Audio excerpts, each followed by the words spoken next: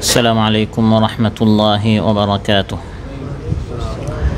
الحمد لله المتوحد بالجلال والجمال، المتفرد بالعظمة والكمال، المتعالي عن الأشباه والأضداد والأنداد والأمثال، وأشهد أن لا إله إلا الله وحده لا شريك له ذو الفضل والنوال، وأشهد أن سيدنا ونبينا محمدًا عبد الله ورسوله من اتبعه فاز في الحال والمآل، صلى الله تعالى عليه وعلى آله وصحبه خير صحب وآل. أما بعد فأعوذ بالله من الشيطان الرجيم. بسم الله الرحمن الرحيم. ولا يزال الذين كفروا في مرية منه حتى تأتيهم الساعة بغتة أو يأتيهم عذاب يوم عقيم. الملك يومئذ لله يحكم بينهم، فالذين آمنوا وعملوا الصالحات في جنات النعيم، والذين كفروا وكذبوا بآياتنا فأولئك لهم عذاب মুহিন। আল্লাহ তাআলা ইরশাদ করেন, যারা কুফরি করেছে তার এই ব্যাপারে সন্দেহ এবং সংশয়ই থাকবে যতক্ষণ না হঠাৎ কিয়ামত এসে হাজির হয় বা কল্যাণ শূন্য দিনের শাস্তি এসে হাজির হয় তাদের নিকট। সেই দিন বাদশাহী একমাত্র আল্লাহ তাআলার, তিনি তাদের মধ্যে বিচার করবেন, ফয়সালা করবেন। অতএব যারা ঈমান আনবে এবং নেক কাজ করবে তারা হবে চিরসুখী জান্নাতে, আর যারা কুফরি করবে এবং আমার আয়াতগুলিকে অস্বীকার করবে তাদের জন্য রয়েছে লাঞ্ছনার শাস্তি। উমসালাল ইউনিভার্সিটি ওয়ার্ড এর এই মাহফিলে উপস্থিত সম্মানিত প্রাণপ্রিয় আমার মুসল্লি ভাইরা, সূরাতুল হাজ থেকে 3টি আয়াত 55, 56 এবং 57 এই 3টি আয়াত তিলাওয়াত করে এর সহজ সরল বাংলা অনুবাদ উপস্থাপন করলাম। এই 3টি আয়াতে আল্লাহ সুবহানাহু ওয়া তাআলা যে বিষয় আলোচনা করেছেন সেটি হচ্ছে আল্লাহর কথা যারা মানে না তাদের জন্য আযাব, শাস্তি রয়েছে। এই শাস্তি বিশ্বাস করতে হবে। শাস্তিকে নিয়ে যারা মশকারি করে হঠাৎ এই শাস্তি এসে উপস্থিত হয়ে যেতে পারে, তা কিয়ামতে বা দুনিয়াতেও হতে পারে। সেদিন রাজত্ব একমাত্র আল্লাহ তাআলার চলবে।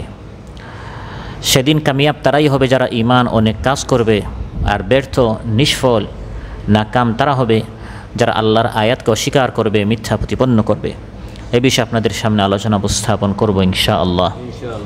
সম্মানিত ভাইরা, যুগে যুগে আল্লাহ তাআলার পক্ষ থেকে নবী রাসূল এসেছেন, এসে উম্মাহকে, তাদের জাতিকে তারা দাওয়াত দিয়েছেন আল্লাহর দিকে, এবং এও বলেছেন যে হে আমার উম্মত, হে আমার কওম, তোমরা যদি আমার কথা মানো তাহলে তোমরা জান্নাত পাবে এবং এই দুনিয়াতে তোমরা শান্তি পাবে।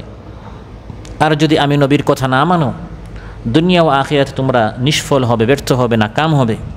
কঠিন শাস্তি, কঠোর আযাব তোমাদের জন্য অপেক্ষা করছে। আল্লাহ তাআলার পক্ষ থেকে নবী না এসে হঠাৎ আল্লাহ তাআলা কোনো জাতিকে এভাবে ধ্বংস করেন না, বরং আগে আল্লাহ তাআলা নবী পাঠান, কিতাব নাজিল করেন, তার বান্দাদেরকে সতর্ক করার, সাবধান করার আল্লাহ তাআলা ব্যবস্থা করেন। তারপর যখন কোনো মানুষ, কোনো জাতি আল্লাহর কথা না মানে, মশকারি করে, ঠাট্টা করে, বিদ্রূপ করে, উড়িয়ে দেয়, মিথ্যা প্রতিপন্ন করে, তখন এক পর্যায়ে আল্লাহর পক্ষ থেকে শাস্তি আসে। তাই কোরআনের মধ্যে আল্লাহ তাআলা ইরশাদ করেন, ওয়ামা কানা রাব্বুকা মুহলিকাল কুরা হাত্তা ইয়াবআসা ফি উম্মিহা রাসূলান ইয়াতলু আলাইহিম আয়াতিনা ওয়ামা কুন্না মুহলিকিল কুরা ইল্লা ওয়া আহলুহা যালিমুন। তোমার রব ততক্ষণ পর্যন্ত কোনো সম্প্রদায়কে, কোনো এলাকাকে, কোনো দেশবাসীকে ধ্বংস করেন না যতক্ষণ না সেখানে কোনো নবী আল্লাহ তাআলা না পাঠান। আগে নবী পাঠান, যে নবী এসে রাসূল ইয়াতলু আলাইহিম আয়াতিনা, ওই নবী রাসূল এসে এভাবে আল্লাহর আয়াত তিলাওয়াত করে করে আল্লাহর বাণী মানুষের নিকট পৌঁছান, মানুষদেরকে বুঝান, আল্লাহর কথা মানার জন্য নানাভাবে তিনি চেষ্টা করেন, মেহনত করেন। তারপর যখন জাতি নবীর কথা মানে না, তখন আল্লাহর পক্ষ থেকে শাস্তি আসে। তাহলে এই যে শাস্তি আসলো, বাহ্যিকভাবে মনে হচ্ছে এত কঠিন শাস্তি আল্লাহ তাআলা দিতে পারেন। আল্লাহ হচ্ছেন আর রহমানুর রাহিম, পরম দয়ালু মেহেরবান, দয়ার সাগর। এই আল্লাহ তাআলা এত কঠিন শাস্তি কি দিতে পারেন? হ্যাঁ, আল্লাহ তাআলা দেন, কিন্তু এই শাস্তিটি জুলুম আকারে নয়। আল্লাহ কারো উপর অত্যাচার করছেন না, অন্যায় করছেন না, বরং আগে আল্লাহ তাআলা সাবধান করার, সতর্ক করার ব্যবস্থা করেন। তাই আল্লাহ তাআলা বলেন, ওয়ামা কুন্না মুহলিকিল কুরা ইল্লা ওয়া আহলুহা যালিমুন। কোনো এলাকাবাসীকে আল্লাহ তাআলা ধ্বংস করেন না তাদের উপর জুলুম করে। জুলুম করে আল্লাহ তাআলা কাউকে ধ্বংস করেন না, বরং আল্লাহ তাআলা আগে সতর্ক সাবধান করার পর যখন তারা সীমা লঙ্ঘন করে, এক পর্যায়ে আল্লাহর পক্ষ থেকে শাস্তি আসে। নবীরা রসুলগণ এভাবে উম্মতকে নানাভাবে সাবধান করেন। রাসূলুল্লাহ সাল্লাল্লাহু আলাইহি ওয়াসাল্লাম তিনিও মক্কার কাফির মুশরিকদেরকে নানাভাবে সতর্ক করছিলেন, সাবধান করছিলেন, বুঝাচ্ছিলেন, হে আমার কওম, আল্লাহকে মানো, আল্লাহর কথা মানো, আল্লাহর ইবাদত করো, অন্যথায় আল্লাহর পক্ষ থেকে যে কোনো সময় শাস্তি আসতে পারে। নবী সবসময় তাদেরকে সতর্ক করতেন, আর তারা মশকারি করতো, কোথায় শাস্তি? আমরা তো উল্টো দেখি, যত আমরা হে নবী তোমার বিরোধিতা করি, তত বেশি আমাদের উন্নতি হচ্ছে, তত বেশি আমাদের সন্তান বাড়ছে, তত বেশি আমাদের টাকা পয়সা অট্টালিকা বাড়ছে, আমাদের প্রতিপত্তি বাড়ছে, আমাদের নেতৃত্ব কর্তৃত্ব বাড়ছে। তারা উল্টা মশকারি করতো, আমরা তোমার কথা না মানার কারণে শাস্তি নয়, বরং আমাদের উত্থান হচ্ছে, আমাদের উন্নতি হচ্ছে। কোরআনের মধ্যে আল্লাহ তাআলা বলেন, এই বেওকুফ মানুষ এরা মনে করে এটি আমার পক্ষ থেকে রহমত। এটি রহমত নয়, বরং এটি আমি তাদেরকে ধীরে ধীরে ধরার জন্য আমি ঢিল দিচ্ছি, অবকাশ দিচ্ছি, হঠাৎ আমি পাকড়াও করব। আয়াহসাবুনা আন্নামা নুমিদ্দুহুম বিহি মিন মালিন ওয়া বানিন নুসারি'ু লাহুম ফিল খায়রাতি বাল লা ইয়াশউরুন। তারা কি মনে করে আমি তাদেরকে সন্তান বাড়িয়ে দিচ্ছি, সম্পদ বাড়িয়ে দিচ্ছি, এটি আমি তাদের জন্য কল্যাণ চাচ্ছি না, এটি কোনো কল্যাণ নয়। তারা একদিকে আমার কথা অমান্য করছে, আমার নবীর কথা অমান্য করছে, অন্যদিকে আমি তাদের সন্তান বাড়িয়ে দিচ্ছি, সম্পদ বাড়িয়ে দিচ্ছি। নুসারি'ু লাহুম ফিল খায়রাত, এটি কোনো কল্যাণ নয়, বরং হঠাৎ আমি পাকড়াও করব। আল্লাহ তাআলা তাই আলোচ্যতে বলেন, কাফিররা এভাবে শাস্তিকে মিথ্যা প্রতিপন্ন করতেই থাকে। আপনি তাদেরকে নানাভাবে বুঝান, হে আমার কওম, আল্লাহকে ভয় করো, আল্লাহর শাস্তিকে ভয় করো, কিন্তু আপনি তাদেরকে যত ভয় দেখান না কেন তারা ভয় করে না।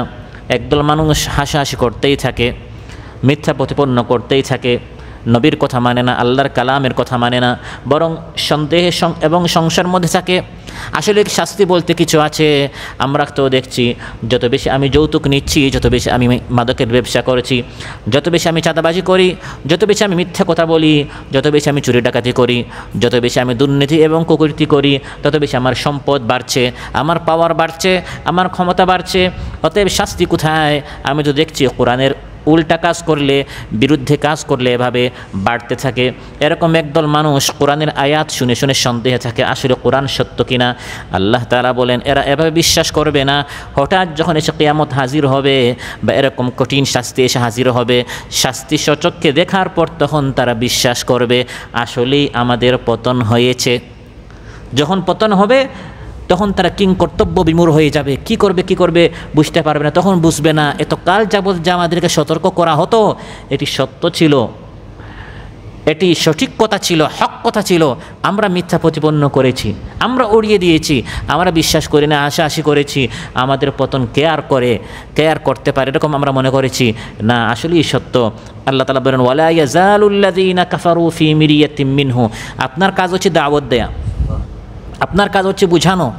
তারপরে সবাই যে বুঝবে এমন নয়। আল্লাযীনা কাফারু, যারা অবিশ্বাসী, অস্বীকারী, তারা আপনার কথায় সন্দেহ করবে যে ভাই আমি তো যত মানুষের উপর জুলুম করি, যত মানুষের হক নষ্ট করি, আমার তো স্বাস্থ্য বাড়ছে, আমার তো আয় ইনকাম বাড়ছে, আমি লোকদেরকে কাতারে কাজের কথা বলে আনি, ভিসা একের পর এক পাচ্ছি, আমার তো উন্নতি হচ্ছে, আমি কাজে নিয়ে তারপর আমি টাকা দিচ্ছি না, যত বেশি জুলুম অত্যাচার করি, অন্যায়ভাবে টাকা আত্মসাৎ করেছে, আমার উন্নতি হচ্ছে, আপনি যত বেশি তাকে বুঝান সে উল্টা মুশকারি করবে, আপনার কথা উড়িয়ে দিবে। আল্লাহ বলেন একদল মানুষ সমাজে থাকবে, আল্লাযীনা কাফারু, যারা কুফরি করে, অস্বীকার করে, ফি মিরিয়াতিন মিনহু, সন্দেহ করতেই থাকবে, হাত্তা তাতিয়াহুমুস সাআতু বাগতা, হঠাৎ যখন কিয়ামত আসবে, বিভীষিকাময় এই দিন, ভয়ঙ্কর এই দিনটা যখন এসে উপস্থিত হবে, তখন তারা বিশ্বাস করবে না। এতদিন যাবৎ আমাদেরকে মাহফিলে, আলোচনায়, দার্সে, খুতবায় আলিম উলামারা যা বলতেন এটি মিথ্যা নয়, এটি আসলে সত্য। হঠাৎ কিয়ামত আসবে, হাত্তা তাতিয়াহুমুস সাআতু বাগতা। কিয়ামতের কিছু আলামত আছে, কিন্তু দিন, ক্ষণ, সময় নির্দিষ্ট করে বলা যায় না কোন সময় আসবে। কিছু আলামত আছে, কিন্তু একেবারে নির্দিষ্ট করে বলা যায় না। কিয়ামত আকস্মিক আসবে, হঠাৎ আসবে, এসে সামনে হাজির হবে। লা তা'তিকুম ইল্লা বাগতা, আল্লাহ তাআলা বলেন এই কিয়ামত হঠাৎ এসে উপস্থিত হবে। রাসূল সাল্লাল্লাহু আলাইহি ওয়াসাল্লামকে মানুষ জিজ্ঞাসা করতে, হে নবী কিয়ামত কখন আসবে? আল্লাহ তাআলা বলেন, হে নবী, মানুষ আপনাকে প্রশ্ন করে কিয়ামত কখন আসবে, অবস্থা দৃষ্টিতে আপনি মনে হয় জানেন কিয়ামত কখন আসবে, অথচ কিয়ামত কখন আসবে এটা কেউ জানে না, নবী পর্যন্ত জানেন না। কোরআনের মধ্যে আল্লাহ তাআলা বলেন, ইয়াসআলুনাকা আনিস সাআতি আইয়ানা মুরসাহা, এই কিয়ামত এসে কখন উপস্থিত হবে। ইয়াসআলুনাকা, মানুষ আপনাকে জিজ্ঞাসা করে কিয়ামত কখন সংগঠিত হবে। ফিমা আনতা মিন যিকরাহা, কিয়ামত কখন আসবে হে নবী এটা আপনি কি করে জানবেন। ইলা রাব্বিকা মুনতাহাহা, কিয়ামত কখন আসবে এই চূড়ান্ত সিদ্ধান্ত হচ্ছে কার? আল্লাহ তাআলার। ইন্নামা আনতা মুনযিরু মান ইয়াখশাহা, কিয়ামত কখন আসবে দিন, তারিখ, ক্ষণ নির্দিষ্ট করে মানুষদেরকে বলে দেওয়ার জন্য আমি আপনাকে পাঠাইনি, বরং আমি আপনাকে দুনিয়াতে পাঠিয়েছি সতর্ক করার জন্য। একদিন কিন্তু কিয়ামত আছে, কিয়ামত আছে সংবাদ দেওয়ার জন্য, দিন, ক্ষণ এবং সময়টি নির্দিষ্ট করে বলে দেওয়ার জন্য নয়। নবী নিজেই জানেন না কখন কিয়ামত আসবে, তিনি কিভাবে বলবেন? তিনি এসেছেন এই দুনিয়াতে কিয়ামত যে হঠাৎ আসবে মানুষকে সতর্ক করার জন্য। একটা দিন, এর নাম হচ্ছে আখিরাত, কিয়ামত, পরকাল। ওই দিন আসবে, ওই দিন প্রত্যেকটা আমাদের হিসাব দিতে হবে, ওই দিনের যাতে করে মানুষ প্রস্তুতি নেয়। এজন্য নবী এই পৃথিবীতে এসেছেন, দিনক্ষণ নির্দিষ্ট করে বলে দেওয়ার জন্য নয়। দিনক্ষণটা নির্দিষ্ট করে যদি মানুষকে বলে দেওয়া হয় যে আগামী 2026-এর জানুয়ারির 1 তারিখ কিয়ামত সংগঠিত হবে, দিনক্ষণটা যদি বলে দেওয়া হয়, তখন মানুষ কী করবে? সারা জীবন ইচ্ছামতো জীবন যাপন করবে, আর ওই কিয়ামতের আগের দিন এসে তওবা করে আল্লাহমুখী হয়ে যাবে। আল্লাহ তো সেটা চান না, আল্লাহ চান সারা জীবন মানুষ যেন আল্লাহ করে, আল্লাহর ইবাদত করে। এজন্য কিয়ামত নিশ্চিত, কিন্তু কিয়ামতের সময়টা অনিশ্চিত। কিয়ামত কোন সময় এটা কেউ জানে না।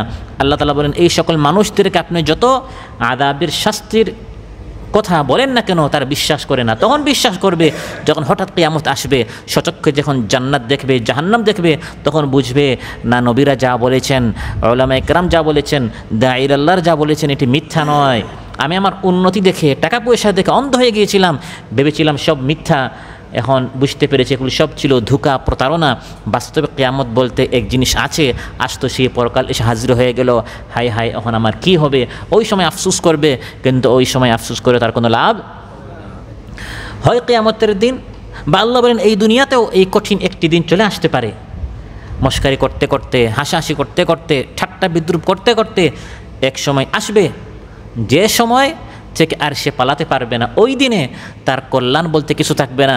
ওই শাস্তির দিনটা দুনিয়াতে যখন তার পতন হয়ে যাবে, যখন তার হালাকের ধ্বংসের সময় সে হাজির হবে, তখন সে যতই চেষ্টা করুক আর বাঁচতে পারবে না। তখন বুঝবে এত কাল যাবৎ আমাকে যে বোঝানো হয়েছিল কথাটা আসলে সত্য, কিন্তু আমি ধোঁকা প্রতারণায় অন্ধ হয়ে গিয়েছিলাম।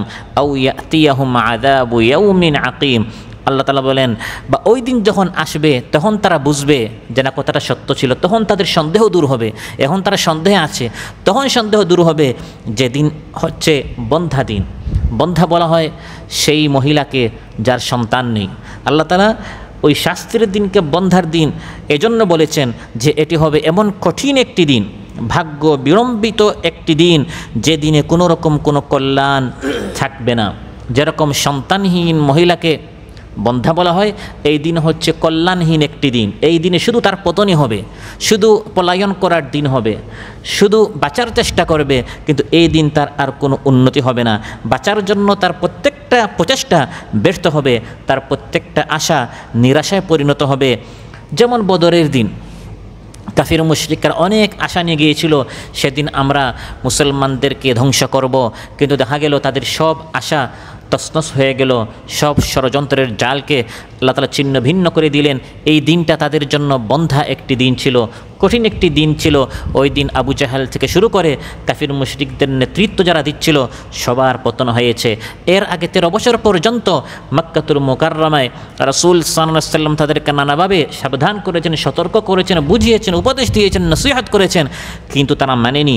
যখন বদরের দিন উপস্থিত হলো, সেটা ছিল আযাব ইয়াউমিন আকিম, তাদের জন্য একটি বন্ধা দিন, অর্থাৎ সেই দিনে তাদের কোনো কল্যাণ নেই। শুধু তারা হয় নিহত হয়েছে, বা তারা বন্দী হয়েছে, বা পরাজিত হয়ে পলায়ন করেছে। ওই দিন তাদের জন্য কোনো কল্যাণ ছিল না, বন্ধা একটি দিন ছিল, অকল্যাণ একটি দিন ছিল। এভাবে যারাই নবীদের কথা মানেনি, প্রত্যেকটি উম্মতের জন্য এরকম একটি বন্ধা দিন ছিল। যেমন নূহ আলাইহিস সালাম, তিনি তার কওমকে 950 বছর দাওয়াত দিয়েছেন। 950 বছর পর্যন্ত বাহ্যিকভাবে তার উম্মতের শুধু উন্নতি হয়েছে। তারা দেখেছে যে আমরা নবী নূহের যত কথা আমরা মানি না, তত বেশি উন্নতি হচ্ছে, কই আযাব শাস্তি বলতে কিছু নেই। হযরত নূহ আলাইহিস সালাম 1-2 দিন নয়, বরং 1-2 বছর নয়, 1-2 যুগ নয়, 1-2 শতাব্দী নয়, 950 বছর পর্যন্ত সবর করেছেন, ধৈর্য ধারণ করেছেন, উম্মতকে বুঝিয়েছেন। এক সময় তার মস্কারি করতো, হে নূহ, কোথায় শাস্তি, কোথায় শাস্তি, শাস্তি তো নাই।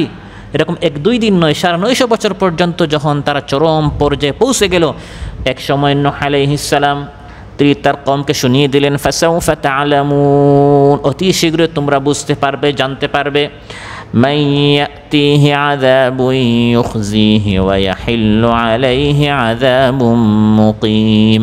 ওই দিনটা যখন এসে উপস্থিত হবে, যেই দিনে আর তোমরা পলায়ন করতে পারবে না, যেদিন তোমরা লাঞ্ছিত হবে, এই দিন তোমাদের জন্য বন্ধ হবে, অর্থাৎ কোনো কল্যাণ তোমাদের ওই দিন থাকবে না। সেদিন বুঝতে পারবে যে এই শাস্তি এসে কাকে লাঞ্ছিত করে, আমাকে না তোমাদেরকে। আজ তোমরা দেখছো আমি তোমাদেরকে যত দাওয়াত দিচ্ছি, তোমরা আমার উপর নির্যাতন চালাচ্ছ, মস্কারি করছো না। ওই শাস্তি যেদিন আসবে, ওই দিন এটা প্রমাণিত হবে যে তোমরাই ব্যর্থ, তোমরাই ক্ষতিগ্রস্ত, তোমরাই হাসারার মধ্যে নিমজ্জিত। আদ জাতি, তাদের জন্য এরকম একটি কঠিন দিন ছিল, যেদিন সম্পর্কে আল্লাহ বলেছেন এই দিন ছিল তাদের জন্য খুব অশুভ একটি দিন, কঠিন একটি দিন। ইন্না আরসালনা আলাইহিম রিহান সারসারান ফি ইয়াউমিন নাহসিম মুস্তামির। ক্রমাগত বাতাস এসেছে, কঠিন বাতাস এসে আদ জাতিকে ধ্বংস করে দিয়েছে। আল্লাহ বলেন এটি ছিল একটি স্থায়ী অশুভ দিন তাদের জন্য। এই দিন তাদের পতন হয়েছে, তারা ধ্বংস হয়েছে। তাদের জন্য এমন বাতাস পাঠানো হয়েছে, সাধারণত বাতাস কল্যাণ নিয়ে আসে, বাতাসের পরে রহমত আসে, বৃষ্টি আসে, পানি আসে, কিন্তু আদ জাতির জন্য এমন বাতাস এসেছে যে বাতাস সব ধরনের কল্যাণ থেকে বন্ধা ছিল, কল্যাণ থেকে শূন্য ছিল, তাদের কোনো ধরনের কল্যাণ ছিল না, বরং এই বাতাসটি তাদের ধ্বংসের কারণ ছিল। ওয়াফি আদিন ইয আরসালনা আলাইহিমুর রিহাল আকিম মা তাযারু মিন শাইইন আতাত আলাইহি ইল্লা জাআলাতহু কাররামিম। আল্লাহ তাআলা বলেন আদ জাতির মধ্যে অনেক কিছু শিখার রয়েছে, তাদেরকে আমি কীভাবে ধ্বংস করেছি। আরসালনা আলাইহিমুর রিহাল আকিম, কল্যাণ শূন্য বাতাস আমি তাদের প্রতি পাঠিয়েছি। সামনে কোনো কিছু বাকি রাখছো না, সামনে কোনো কিছু বাকি রাখতো না, বরং এই বাতাস সব কিছুকে তছনছ করে দিত, শেষ করে দিত, ধ্বংস করে দিত, সব কিছুকে মাটির সাথে মিশিয়ে দিত। এমন কঠিন আমি বাতাস পাঠিয়েছি, এই বাতাসের মাধ্যমে তাদেরকে ধ্বংস করা হয়েছে। তাদের নবী তাদেরকে অনেক দিন পর্যন্ত সাবধান করেছেন, কিন্তু তারা মস্কারি করেছে। কিন্তু একদিন এসেছে যেদিনে বাতাসের মাধ্যমে তাদেরকে ধ্বংস করা হয়েছে। ওই দিন তাদের জন্য ছিল আযাব ইয়াউমিন আকিম, একদিন কল্যাণ শূন্য একটি দিন। এই দিন তাদের জন্য কোনো কল্যাণ ছিল না, বরং তাদের জন্য অকল্যাণ ছিল। ফিরআউন এরকম দিনের পর দিন মস্কারি করেছে। একটা মুহূর্ত এসেছে যেই মুহূর্তটি তার জন্য অকল্যাণ ছিল, যেই মুহূর্ত তার জন্য পতনের সময় ছিল, সেই সময় সে বোঝার চেষ্টা করেছে এবং বলেছে আমি তো ঈমান এনেছি, আর আমাকে ডুবানো হচ্ছে কেন। حتى إذا أدركه الغرق قال آمنت أنه لا إله إلا الذي آمنت به بنو إسرائيل وأنا من المسلمين যখন ফিরআউনকে পানিতে ডুবানো হচ্ছে, পানিতে যখন সে নিমজ্জিত হচ্ছে, এটা ছিল তার সে বন্ধ্যা দিন, কল্যাণ শূন্য দিন, ক্ষতির ওই সময়টা। এতদিন সে শুধু উন্নতি দেখছিল, উত্থান হচ্ছিল, কিন্তু ওই সময় সে বুঝতে পেরেছে, যখন পানিতে সে ডুবছে তখন বুঝছে যে মুসা আলাইহিস সালাম এতদিন পর্যন্ত যা বুঝিয়েছেন তা মিথ্যা ছিল না, সব সত্য ছিল। পতন হচ্ছে, পানিতে ডুবছে, ওই সময় সে বলল আমি ঈমান এনেছি সেই রবের উপর, সেই ইলাহের উপর যার উপর বানু ইসরাইল ঈমান এনেছে, আমি তার উপর ঈমান এনেছি, বানু ইসরাইলের রবের উপর, ইলাহের উপর। আমি তো একজন মুসলমান।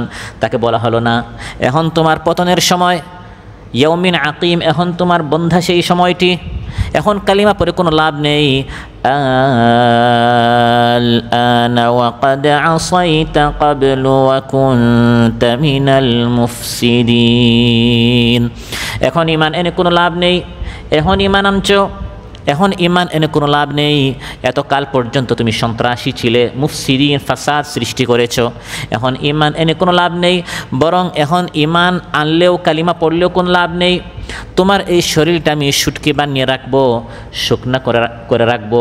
ফালইয়াউমা নুনাজ্জিকা বিবাদানিকা লিতাকুনা লিমান খালফাকা আয়া। তোমার এই শরীরটা বাঁচিয়ে রাখবো কিয়ামত পর্যন্ত আমার আযাব শাস্তি কিনে যারা হাসাহাসি করে তাদের জন্য, যাতে করে এটি একটি শিক্ষার বিষয় হয়। ফিরআউনকে দেখে মানুষ সবক নিবে, শিক্ষা নিবে। যত শক্তিশালী হোক না কেন, ফিরআউনের চেয়ে তার শক্তিশালী হতে পারবে না। তারপরও এই ফিরআউনেরও একটা দিন এসেছিল যে দিন তার পতন হয়েছে, যেই দিনটা ইয়াউমিন আকিম, বন্ধা দিন ছিল, কল্যাণ শূন্য দিন ছিল। ওই দিন তার ভাগ্য আর সুপ্রসন্ন হয় নাই, বরং ওই দিন তার ভাগ্য নষ্ট হয়েছে, ওই দিন সে ধ্বংস হয়েছে, ওই দিন সে হালাক হয়েছে। প্রিয় ভাইয়েরা, এভাবে সকল ধ্বংসপ্রাপ্ত জাতির জন্য আল্লাহর আযাবের দিনটি বন্ধা দিন হিসাবে প্রমাণিত হয়েছে। কারণ সেদিনের পরের দিনটা তারা আর পায় নাই। ওই মহিলাকে বন্ধা বলা হয় যার সন্তান নেই, অর্থাৎ তার পরে আর কেউ নেই। মানুষের পরে তার পরবর্তী জেনারেশন, পরবর্তী বংশ হয় মানুষের পরে।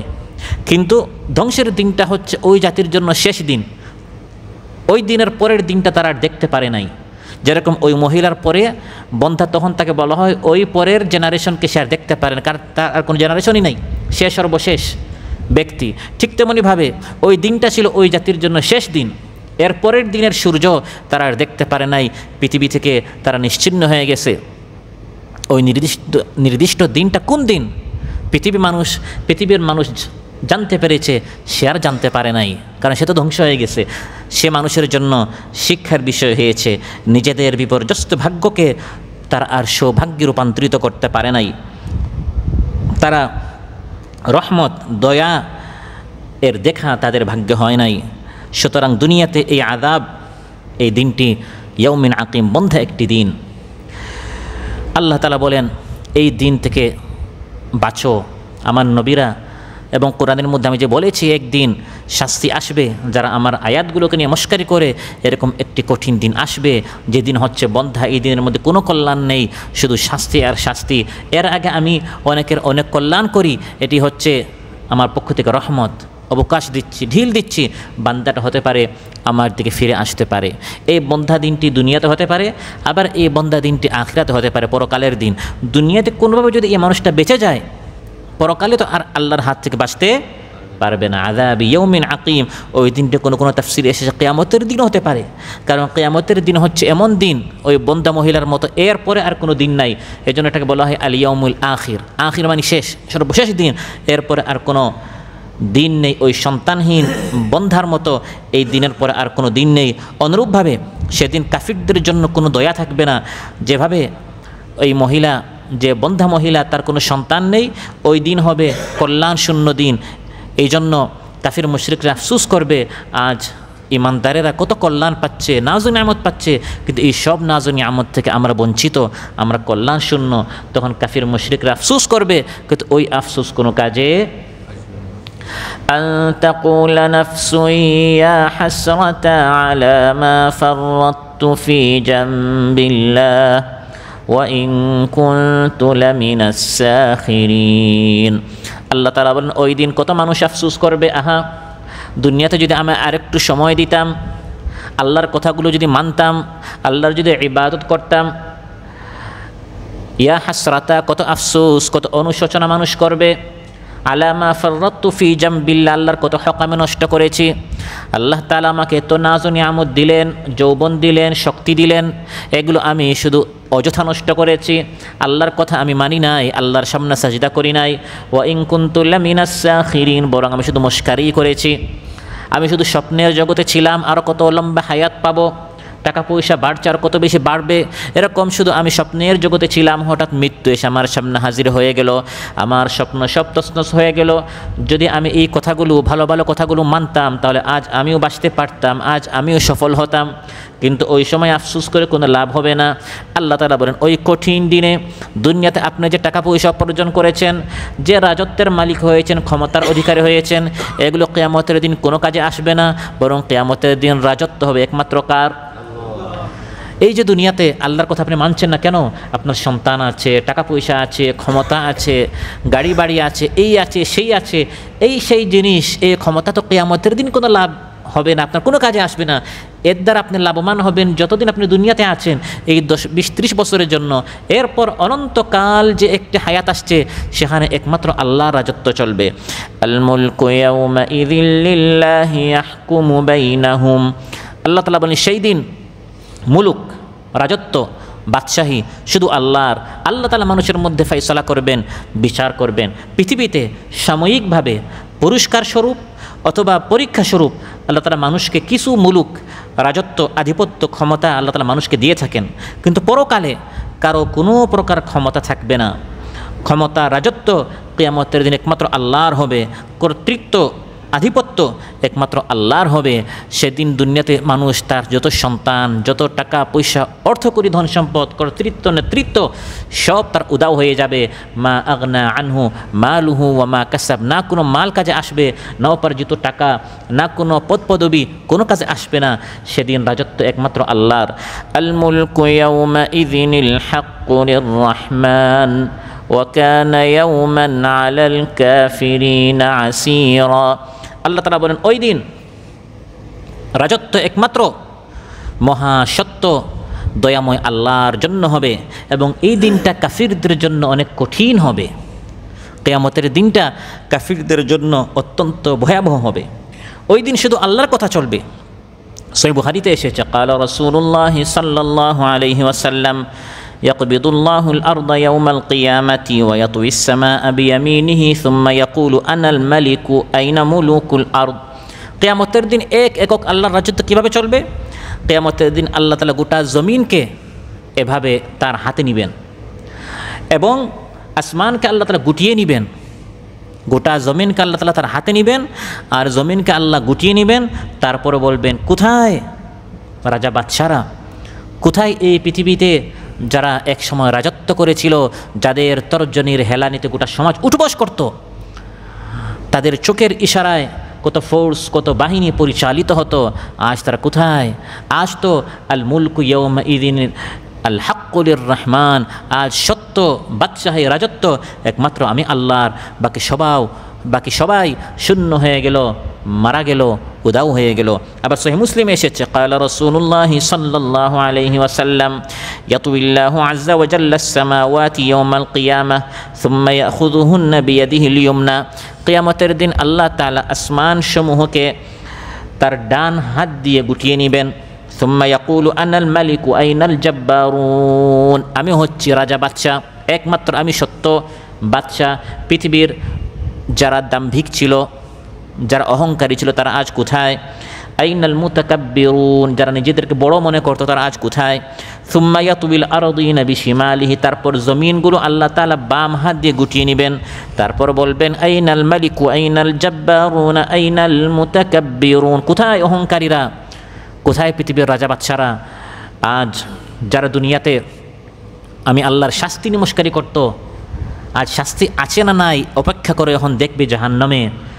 যে জিনিসের অহংকারিতে তুমি আমার শাস্তি নমস্কারে করতে, নবী কিনা হাসাহাসি করতে, আজ দেখো তোমার সে ক্ষমতা কোথায়, তোমার সে গদি কোথায়, তোমার সে স্বর্ণ রৌপ্য গবাদি পশু চতুষ্পদ জন্তু ইত্যাদি দুনিয়া তুমি যত কিছুর মালিক ছিলে সব আজ তোমার হাতছাড়া হয়ে গেল। সেই কঠিন মুহূর্তে আল্লাহ তাআলা বলেন মানুষ হবে দুই দল, এক দল যারা ঈমান এনে নেক আমল করেছে তারা হবে চিরসুখ জান্নাতে, আর যারা অস্বীকার করেছে তারা হবে লাঞ্ছনা এবং কঠিন অপমানমূলক শাস্তিতে তারা পতিত হবে। নাউযুবিল্লাহ। যেদিন রাজত্ব একমাত্র আল্লাহর হাতে হবে সেই কিয়ামতের দিন ঈমানদাররা হবে চিরসুখ এবং শান্তির স্থান, নিয়ামত নাজ ও নিয়ামত দ্বারা ভরপুর জান্নাতে। ফাল্লাযীনা আমানু ওয়া আমিলুস সালিহাতি ফি জান্নাতিন নাঈম। আল্লাহ তাআলা বলেন যারা ঈমান এনেছে এবং নেক আমল করেছে তারা হবে নাজ ও নিয়ামত দ্বারা ধন্য জান্নাতে। সুবহানাল্লাহ। জান্নাতে আল্লাহ তাআলা নিয়ামত তৈরি করে রেখেছেন যারা দুনিয়াতে মস্কারি করে নাই, হাসাহাসি করে না, বরং ঈমান এনেছে এবং এই ঈমান আনার পর বেশি বেশি করে আমলে সালিহ নেক কাজ করেছে।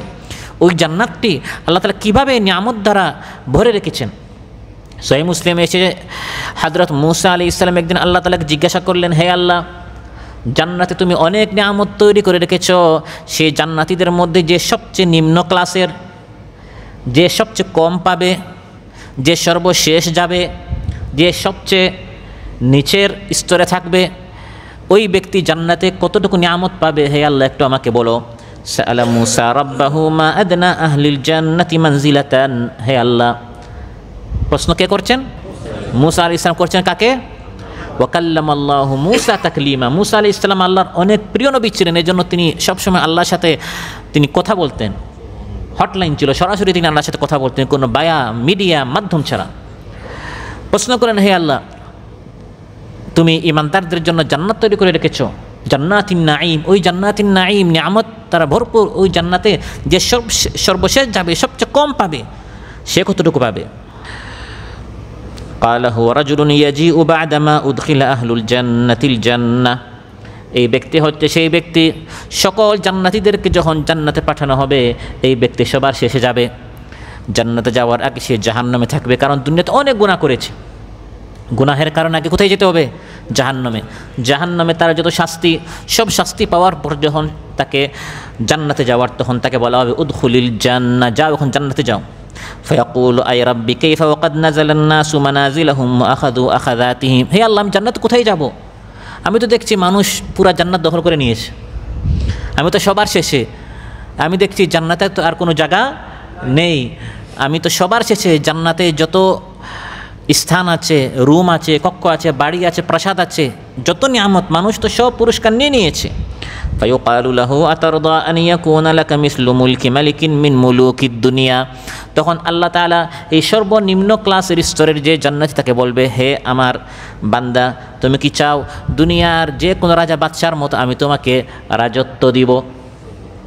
দুনিয়াতে একটা জায়গার জন্য, একটা বাড়ির জন্য, ছোটো একটি ভূমির, দেশের মালিক হওয়ার জন্য কত মারামারি, কত নির্বাচন, কত ঠেলাঠেলি আছে না নাই? দুনিয়াতে যে কোনো এক বাদশার, তুমি যে বাদশার মতো তুমি হতে চাও, এরকম যে কোনো এক বাদশার মতো আমি তোমাকে ক্ষমতা দিব, বাদশাহী দিব, রাজ্য দিব, এরকম কি তুমি চাও? সে বলবে, হে আল্লাহ রাদিতু রাব্বি, হে আল্লাহ আমি তাতে রাজি আছি। সুবহানাল্লাহ।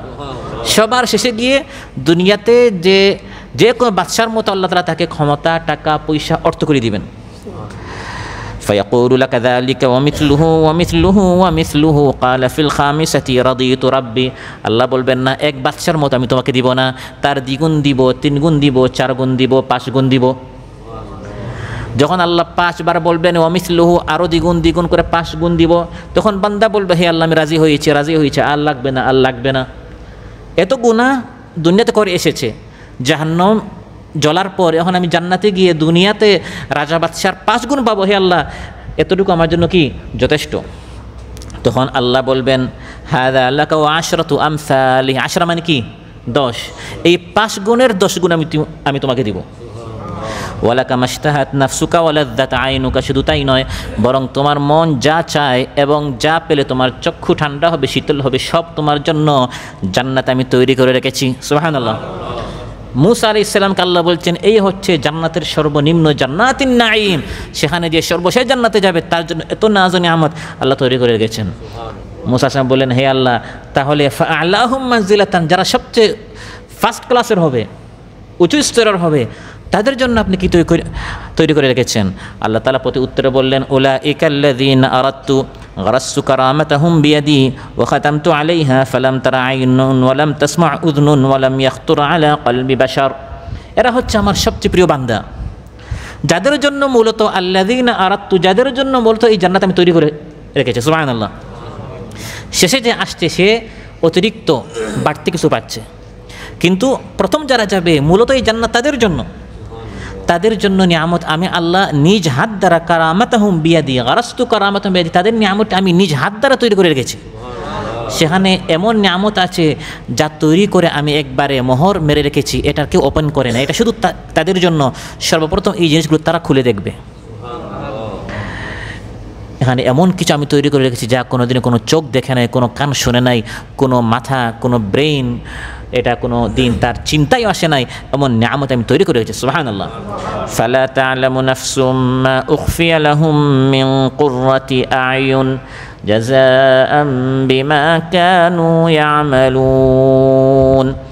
কোনো মানুষ জানে না জান্নাতে তার জন্য কী তৈরি করে রাখা হয়েছে, তার চক্ষু শীতল হওয়ার মতো। দুনিয়াতে সে যা নেক আমল করেছে এর পুরস্কার হিসেবে আল্লাহ তাআলা তার জান্নাতে প্রস্তুত করে রেখেছেন। সুবহানাল্লাহ।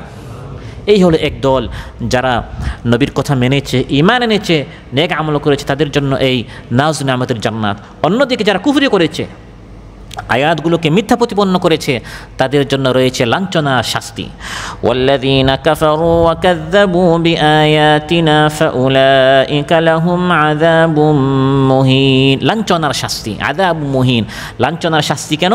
কারণ তারা দুনিয়াতে আল্লাহর আয়াত, নবী, রাসূলদেরকে লাঞ্ছিত করার চেষ্টা করত, মস্কারি করে সম্মানিত করতো না, লাঞ্ছিত করতো। নবীকে নিয়ে, আলিম ওলামাদেরকে নিয়ে, কোরআন হাদিসকে তারা মস্কারি করতো, ঠাট্টা বিদ্রুপ করতো, লাঞ্ছিত করার চেষ্টা করতো।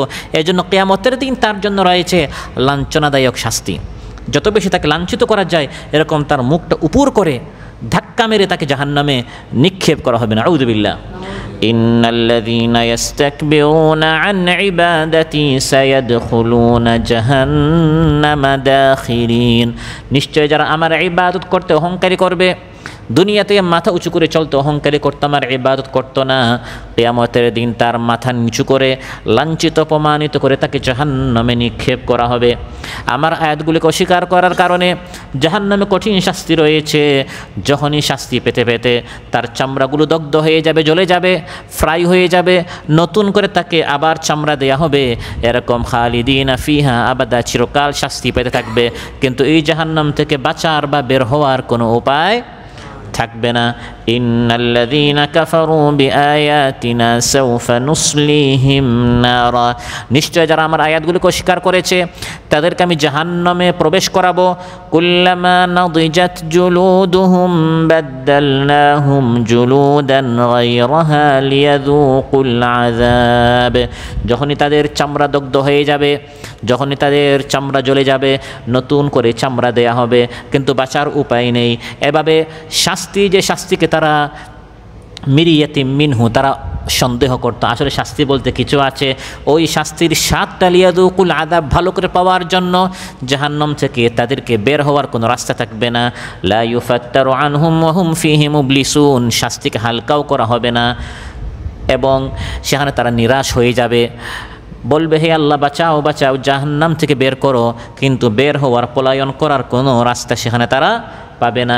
জাহান্নামে যে যাবে তার মতো লাঞ্ছিত অপমানিত আর কেউ হতে পারে না। দুনিয়াতে সে যত সম্মানিত হোক না কেন, যত সম্মানের মুকুট তাকে পরিধান করানো হোক না কেন, পিছনে যত কর্মী বাহিনী তার চরিত্র ফুলের মতো পবিত্র বলে বলে তাকে সম্মানিত করা হোক না কেন, কোরআনের মধ্যে আল্লাহ বলেন পরিণতির দিক দিয়ে যদি সে জাহান্নামে যায় তার মতো লাঞ্ছিত আর কেউ হতে।